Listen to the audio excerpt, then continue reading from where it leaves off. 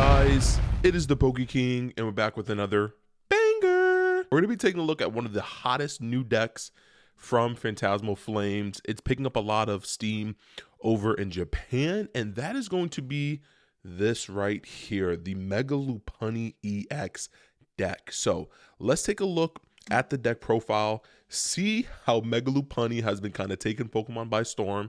Let's get into the deck profile. Starting off, we're going to be playing 3 Buneary. Now, this is the Buneary from Mega Evolution, and this is the one that is the more optimal Buneary to play. We're going to be using the first attack, Charm. During your opponent's next turn, attacks used by the defending Pokemon do 20 less damage. So even if you're being Budu-locked, at least you're not in the fear of the Buneary being knocked out. We can also use Skip, which does 10 damage, so you never know when you may need this, especially since we're trying to go for turn 1, well, technically turn 2 wins, turn 3 wins. So the 10 damage from Buneary can actually play a factor, especially if you can't get to, let's say, the Mega Lopunny. You know, popping a Dusclops and then doing 10 damage to knock out a 60 HP Pokemon. You know, we got to do what we have to do. So let's put that up there and then take a look, of course, at the main star of the show. So we're going to be playing 3 Mega Lopunny EX. First attack is basically what we're going to be using, Gale Thrust. It does 60 base damage for 1 colorless energy, and if the Pokemon moved from your bench to the active spot this turn, this attack does 170 damage more. So if you run up against a Raging Bolt deck, Chien-Pao deck, something like that, you're basically taking a free knockout because you're able to use the Gale Thrust for 230. Same thing if you're going up against Terra Box, getting the Mega Lopunny allows us to knock out those big basic decks. So super versatile when it comes to Mega Lopunny. But because we also play the Dusclops, Dusknoir, and Duskull package, we're able to basically take knockouts with those or put damage counters with, you know, those psychic Pokemon on our opponent's Pokemon, and then move Mega Lopunny into the active, meeting the requirement for Gale Thrust. So Mega Lopunny, super important. And then you can even use the second attack, which is Spiky Hopper, 160, and once again, it's not affected by, you know, effects from your opponent's Pokemon. So if it has like a reduced damage from an attack, Lopunny gets through. So we're going to pair that up with the Duskull package. So we're playing 4 Duskulls, super important in the deck there. We want to see as many Duskulls in the opening turn as possible, maybe with like 2 Bunearys. We're playing 2 Dusclops just because, once again, if you're running up against Pokemon like Budews, you can take knockouts with the Dusclops. You can also knock out 60 HP Pokemon if somehow somebody is playing anything like that. Let's say you're going up against like a Alakazam deck, you can knock out their Abras. So the double Dusclops, super important there, trying to get us to the 4 Dusknoirs. We're playing 4 Dusknoirs in the deck.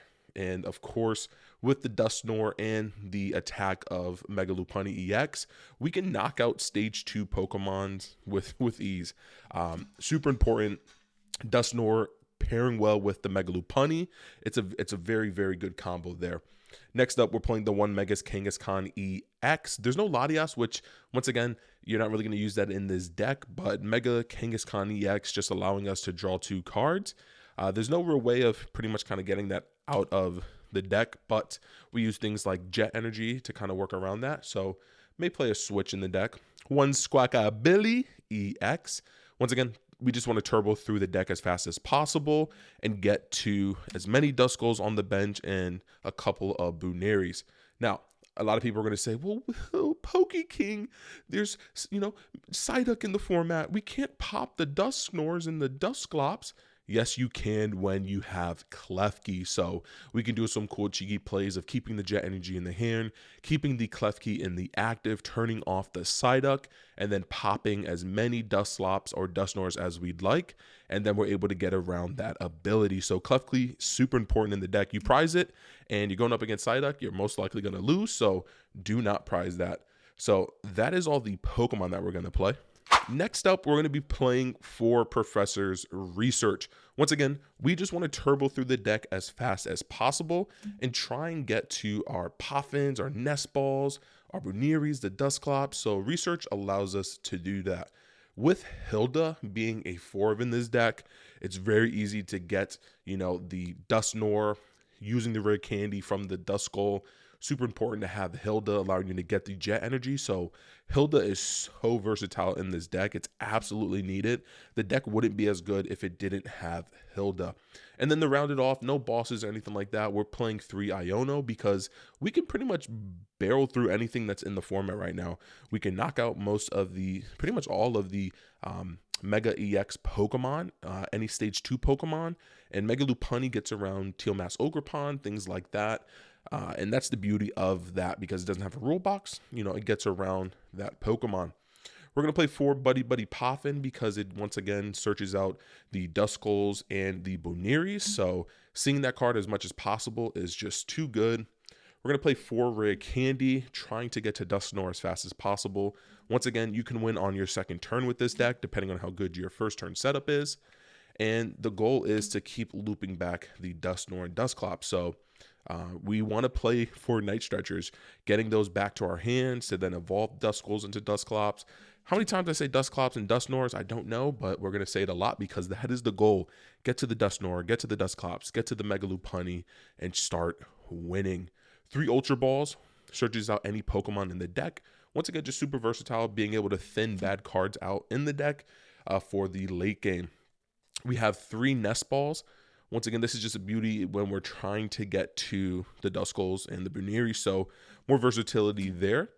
And then we're going to be playing 3 Counter Catcher because you are going to go down in prizes with this deck, but that's the beauty of Counter Catcher with Iono, and this deck does it the best out of pretty much almost anything right now in the format. So 3 Counter Catchers, take advantage of that.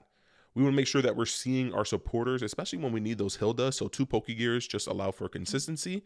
And then to add a little bit more damage and to have some fun, we're going to play Team Rocket's Venture Bomb. You could play 4 of these, which is not bad, but it does kind of ruin the consistency. The reason why we like it is that it's basically a 50-50.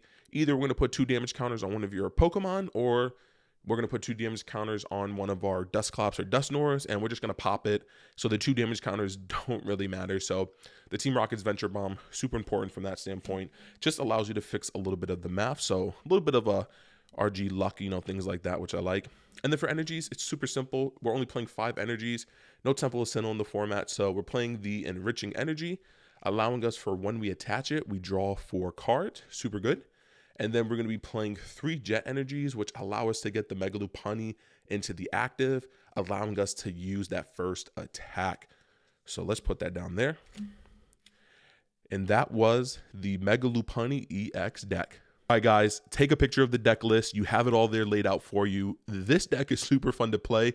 I would say if you're a beginner Pokemon player, this is something that I think is pretty easy to learn, you know, allowing to use the stage 1 with the Mega Lopunny, but then also the abilities of the Dusknoir and Dusclops allows for some cool plays. But without having all these energies, it's pretty simple and just a fun deck to play. So let me know in the comment section down below. Do you guys think this deck is going to be viable for Toronto in the beginning of next year? Let me know anything that we should be tweaking. Make sure to like, comment, subscribe, become part of the Poke Kingdom. It's been your king. Peace.